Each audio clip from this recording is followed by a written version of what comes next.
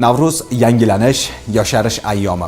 O'zida birdamlik, ahillik va hamjihatlikni mujassam qilgan qutlug' shodiyoni yurtimiz bo'ylab keng nishonlanmoqda. Mazkur tantanalarning ahamiyatli jihati shundaki, joylarda yangi binolar, ijtimoiy obyektlar ishga tushirilib, keng ommaga foydalanishga topshirilmoqda.